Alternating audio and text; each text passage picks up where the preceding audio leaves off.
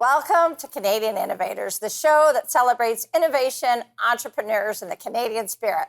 I'm Jocelyn Bamford, and every week we introduce a new entrepreneur or expert on the economy to tell their stories and unpack the challenges of keeping jobs in Canada, as well as to discuss potential solutions for job growth and prosperity.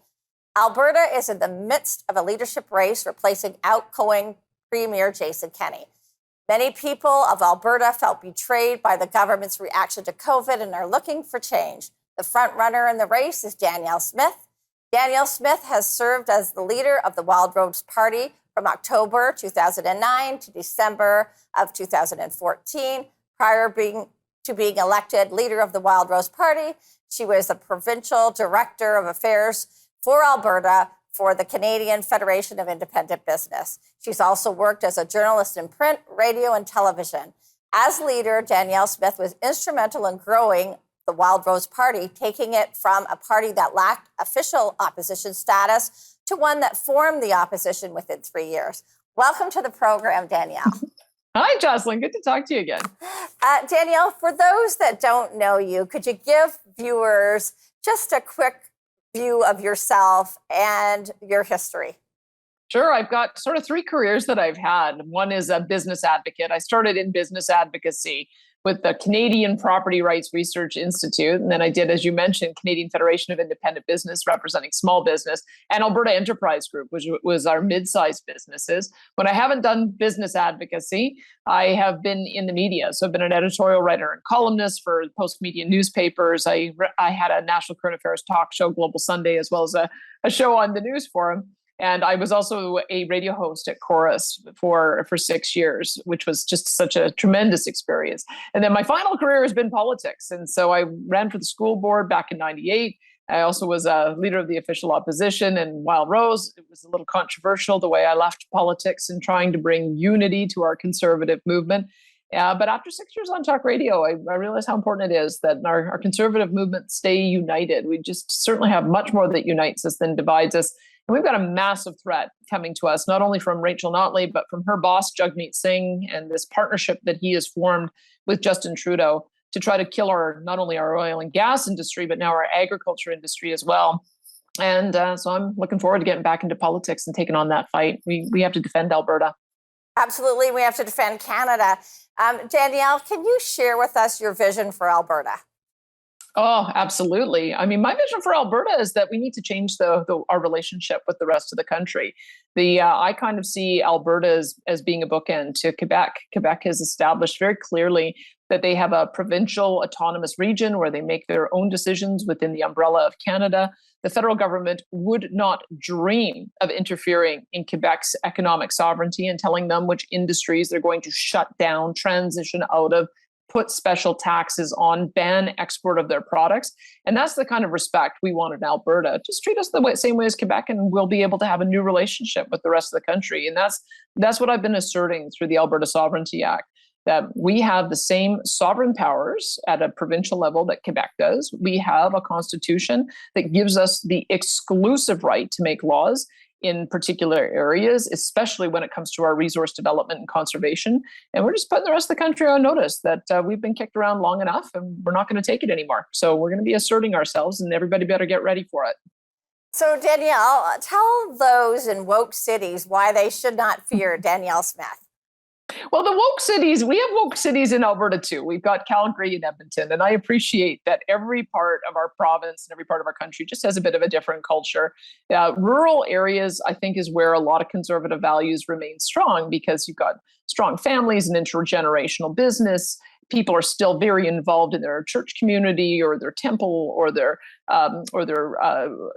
community groups. And as a result, I think what happens in rural communities is people look to their friends and neighbors and community and others when they've got a problem. In the cities, I think that we still have that same kind of approach, mostly in the suburbs. We've got large families and everybody's connected through hockey or through other kinds of activities with the kids. But I think that there is a real challenge. I'm not trying to win every vote. I think that you do need to have a clash of ideas. I think the mistake conservatives make is in thinking that they can win over everybody. We just want to make sure that we're running a party that puts values of free enterprise, family, and community first. And we're hoping that that is a message that sells everywhere, not just in the rural, but also in Calgary and Edmonton. So we're going to take a quick break. You're watching Canadian Innovators. And when we get back, we're going to delve deep in some of the policies that Danielle Smith is proposing.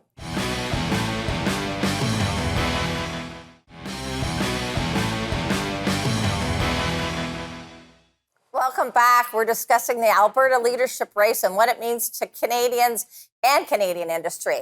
So, Danielle, let's focus on the impact on the Alberta leadership race on the Canadian resource sector. What are your thoughts, and how would your policies make Canada more prosperous? You know, I must tell you, we have tried and tried and tried to work collaboratively with our friends in the East, and we keep on getting shut down at every turn. So I'm turning my attention to how we can make Western Canada prosperous. And one of the ways in which we assert our sovereignty is we take the lead on developing economic corridors. We've been asking for this for 100 years, and the federal government isn't going to do it for us. And Quebec seems to think that they can veto the projects that we want to get to the coast. They vetoed Energy East. They vetoed the Port Saguenay project. So we're going to go with the path of least resistance. There already is a well-defined economic corridor that's under discussion from our resources in Fort McMurray all the way to Churchill in Manitoba. So in working with partnership with our First Nations, there's 14 First Nations communities that want to partner with us in building an economic corridor that would have rail and roads. We'd be able to build transmission lines so that Manitoba can get its hydro out west. We'd be able to build pipelines for oil, natural gas. We'd also be able to make sure we're bringing clean drinking water and electricity and biodiesel and natural gas for home heating up to our friends in these northern communities. And to me, that is the vision that we want to put forward. And once we've got that corridor, why stop there? I think we can also build a corridor to Thunder Bay, which would give us the access to the Great Lakes system up to Tuktoyaktuk, so we can open up our north with the development of rare earth metals and minerals. And then, of course, over to Port-au-Prince Rupert, which if we can get an effective new transportation route there, that would, I think, open up a huge amount of export opportunity to the rest of the world. So that's where I'm focused. I mean, I love our friends in Eastern Canada. I wish that the feeling was mutual, but we can't keep waiting and acting as if Ottawa and Quebec have veto power over our economic development decisions. They don't. It's our responsibility to develop our resources, and we're going to work with the partners that want to work with us on that. Well, it sounds like a solid plan for the resource sector, and that will impact the manufacturing sector, because affordable energy is also so important to manufacturing in Canada. So what is your plan to provide affordable energy, and how will this benefit the industrial heartland in Ontario and the rest of Canada? Because we so need that affordable resources to keep our operations running. Well, I would say that we already have the ability to do that in Canada if we would just allow for the development of the resources that we have. I think that there's a huge future in natural gas and hydrogen economy. That's one of the things that we're certainly looking at out here. As much as it may be that electric plug-in vehicles make sense when you've got nuclear like you do in Ontario, and where you've got hydroelectric power in Quebec, in our provinces, fossil fuels remain the principal form of energy. And if we can capture the CO2, bury it underground, we've gotten pretty darn good at that out west, then we can develop out a hydrogen market, hydrogen vehicles, hydrogen engines. So that's where I think we're going to end up going, is we may just have a little bit of a different approach in Western Canada versus Eastern Canada. I am watching with great interest what's happening in Darlington, though. They're going to be the first facility to roll out small modular nuclear reactors. And Ontario just has an incredible advantage and reputation in developing nuclear power that's reliable and that is first in class in the world. So we have already signed a partnership in developing and looking at small modular nuclear in our province. I think the first rollout of that is likely to be in our oil sands. And once you start using oil sands for the development, you're also, again, reducing emissions. So I think that there's going to be a few of those partnerships, and I'll be looking forward to seeing how Ontario rolls those out, because as soon as you find that pathway, it becomes a pathway for the rest of us. I think that'll bring your energy costs down, and it will certainly help bring ours down too. So Bill C-69 is a disastrous plan for Canada and the resource sector. And I know you've been a strong opponent of this legislation. Could you tell us the impact of this on the Canadian economy? Well, it violates the law. We already have a decision from our Court of Appeal that says that the federal government, I recognize that they've got the right to manage the process for cross-border infrastructure, but they went way, way further with their legislation.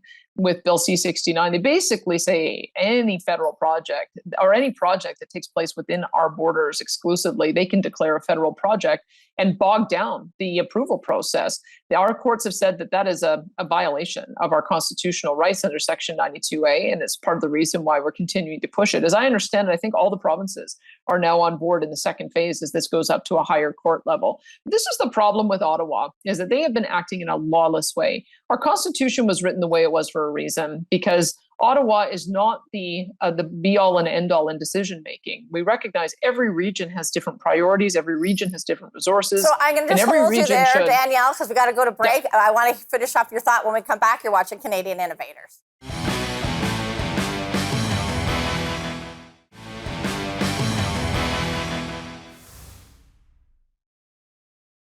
We're back, and we're speaking with Danielle Smith. And before the break, we were talking about C-69. I had to cut you off because we had to go to break. Danielle, finish your thought.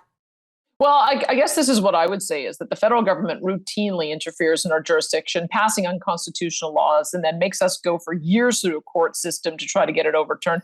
We're just going to turn the tables on them. We're going to assert our constitutional rights, start working with our First Nations partners who also have Section 35 charter rights, also have an affirmation through the UN Declaration on the Rights of Indigenous People that they have a right to develop their resources. And we will fight it out the other way in court. I can go to court all day long and argue with the government that we want to bring prosperity and jobs and clean drinking water to our First Nations communities. And I think the courts will side with us in our aspirations on that. Yeah, I mean, Canada can absolutely benefit from great resource development, and we do it in the cleanest way. Danielle, you're the front runner in the Alberta leadership race. The folks seem to love you, but the mainstream media seems to be targeting you. What is that all about? Well, when the Eastern media is upset with me, I know this is the joke that I make when I go to my forums. I say I must be on the right track if Warren Kinsella is right, and the Toronto Star and the Globe and Mail are writing negative news stories about me. I'm not trying to win votes in Metro Toronto. I'm not trying to win votes in Quebec. We've had 3 federally focused leaders in our province for the last number of years. We elected a federal leader who had written our firewall letter, Stephen Harper. We thought that he was going to implement some of that. He didn't. So it's time to take matters into our own hands. And I'm not asking for us to do anything different than what Quebec is doing. Quebec has managed to create, I think, an island of economic and political freedom within the umbrella of a united Canada. And I think Saskatchewan has talked about doing the same thing, being a nation within a nation. We're going to do the same thing in Alberta. And I think it'll improve the way the country operates. Because remember, every time Alberta does well, every time we're making money, the federal government is making money in corporate income tax and personal income tax and GST and all of the other ways in which they generate tax revenues. So they should be cheering us on. They've been standing in our way for too long, and we've decided that we're going to take matters into our own hands to improve the wealth and entrepreneurship and free enterprise nature of our province. So, Danielle, the mainstream media has made a big to-do about your statements on cancer. They've called you an anti-vaxxer, when I, in fact, know that you have been vaccinated against COVID-19. And they say that you're a proponent of what they call misinformation. Would you like to tell the viewers what your views are on these issues and how they've been distorted? I think the media has really failed us in providing balanced coverage on COVID. Everyone was really terrified at the beginning of COVID in March of 2020. They didn't know what they were dealing with. We know what we're dealing with now. We know that it is a virus that's mutated. It doesn't manifest in the same way. Many, many people have already been infected with it, some multiple times, even after being vaxxed 2, 3, or 4 times. And so I think people have a better understanding that, yeah, there are some people who are very at risk, those over the age of 70, those with multiple pre-existing conditions. And now it's time to shift our strategy to making sure that our most vulnerable are protected. The strategy of demonizing the unvaxxed, forcing them out of their jobs, putting segregation on them, not allowing them to go to restaurants and gyms and other public areas. That was outrageous, and it should be called out for being outrageous. And I think the media has failed us in not giving proper information to the public so that they can assess their own level of risk. So I know it's uncomfortable when people have been reporting a certain way for the last couple of years to be called out on it, to be told that they've got to do their job properly now. But I'm not going to back down on this. There have been other governors in the United States, like Ron DeSantis and Kristi Noem, They've been getting that message out with more balanced coverage for the last couple of years. And it takes some leadership here for us to do the same if we're going to move to endemic in how we approach this virus. That's what we need to do. So, Danielle, did you also want to talk about your statements on cancer and the benefits of nutrition to keep our bodies optimized? Yeah, I'm surprised that became so controversial. Everybody has their own cancer story. And my mother-in-law got diagnosed with late stage ovarian cancer in July, and she was dead by October. And part of what happened in her case is that they started chemo treatment and she got so many secondary infections. They looked at her nutrition levels and said, gosh, if we'd known that her nutrition was so poor, we might have taken a different approach with her. And so you always need to have both. I think that we have funded in our system in healthcare, we really only fund once you've gotten to the point of being critical and sick. And my opinion is that we need to start having a more balanced system so that we focus on nutrition, good sleep, exercise, meditation, all the things that we can do to keep ourselves well. And in our medical system, none of that's covered. We don't cover physiotherapists and chiropractors. We don't cover even mental health professionals. We don't cover counselors. We don't cover psychologists. And those are the things that are the most important now that we've got to start covering.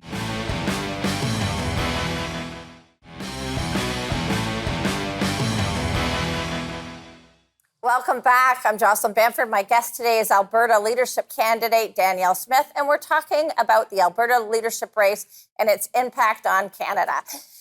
Danielle, we were before the break just talking about integrated medicine. You're proposing a healthcare spending account. Can you talk to us a little bit about this? Yeah, this is the way that we can actually make the system more comprehensive and, apply some innovation to the government services sector. Yeah, I discovered in Alberta, and I don't know if it's the case in other provinces, that our civil service gets a $950 health spending account to spend on all of the things that aren't covered by healthcare. And so why can't we provide that to all Alberta citizens? I think we'd start modestly with $300, but then allow for people to make their own choices, invest in their wellness at the front end. Most of what I'm hearing about the pressure on our hospital system, and it will be the same across the country, is that it's often the pressure is chronic conditions that have deteriorated to the point where they're now acute: diabetes and COPD and hypertension and obesity. If we can start addressing some of those issues at the front end, I think that we'll be ensured that we don't have the same kind of pressure that we're now facing as we go into the fall respiratory virus season. We've got to keep people well so that they stay out of hospital. And certainly integrated medicine is the topic of healthcare that people are really looking as the next step in overall healthcare. Danielle, this is the part of the show that every week I ask my guests, if they were a politician, what 3 things they would do to grow jobs and the economy. If you win the leadership and become premier, what 3 things would you do? Well, I'd partner with Premier Scott Moe in Saskatchewan in telling Ottawa, we're not going to enforce your ridiculous laws that target our industry unfairly and out of your jurisdiction. They're talking about putting special taxes on our oil and gas sector to force them to reduce emissions by 50% in 8 years. They want them to reduce fertilizer use 30%. We're just going to say, sorry, it's not your domain, it's ours. So back off. And I'm glad to see that Premier Moe is taking the same strong opinion on that. We also want to make sure that we develop these economic corridors. What that does is it creates a go zone for development. One of the problems we've had in getting any kind of linear infrastructure built in the past is that we haven't addressed the landowner issues and the environmental issues and the First Nations ownership issues. We're going to work on establishing those up front, so that the industries can then be proponents for building in those corridors. And the third thing is that we need to clear away the problems that we have in permitting and applications and approval process. It can take not just months, but years, sometimes decades to get approvals done. We need to expedite that process. And I think we can start small with construction projects in municipalities and other areas where the province has control over.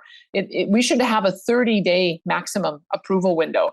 The way it's been talked about here is that if you don't get an answer in 30 days, assume you're approved. If the bureaucrats are going to say no, they've got to say no in 30 days so that you can either move on with your project or that you can find other ways to modify it so that it can seek approval. This idea that we're going to put our businesses through year after year after year of uncertainty, the massive amount of investment, that's not on. So we're going to pioneer a new way of doing the permit approvals. That sounds like an environment to have investment flood into Alberta. So the last question in the minute we have left, and the time has just flown by. As the Premier of Alberta, should you win, how would you tackle the current Trudeau federal government and their policies? I have to tell you, I'm kind of wanting to make Ottawa irrelevant to our decision-making process. They have acted like they have decision-making authority over all of our areas of constitutional jurisdiction, and they frankly don't. I think they should be focused on getting our national defense spending up to the level that our partners expect us to. They should be focusing on clearing away trade barriers rather than enforcing trade barriers against us. And they should figure out how to process passport office applications in a more efficient way. They got a lot on their plate. So I think that we're going to push them back into their lane and wish them well on solving those problems, because we got work to do in solving our own problems in Alberta. Well, sounds like a great plan. Thank you, Danielle, for giving us a glimpse onto the Alberta leadership race and the impact on the Canadian economy. Wish you luck, and would love to have you back again to talk more about some of your policies, where you're going in Alberta, and how we can make Canada more prosperous and keep jobs in Canada. We'll do that. Thanks, Jocelyn. Thanks, Danielle. That's all the time we have for today. Thanks to my guest, Alberta UCP leadership frontrunner, Danielle Smith. Alberta is an important partner in our federation. A strong Alberta means a strong Canada. All eyes need to be focused on the Alberta leadership race and the future of Alberta in our confederation. I'm Jocelyn Bamford. Thank you for watching Canadian Innovators. If you're an innovator, write to us. Tell us your story at CanadianInnovators@thenewsforum.ca, and we'll see you next time.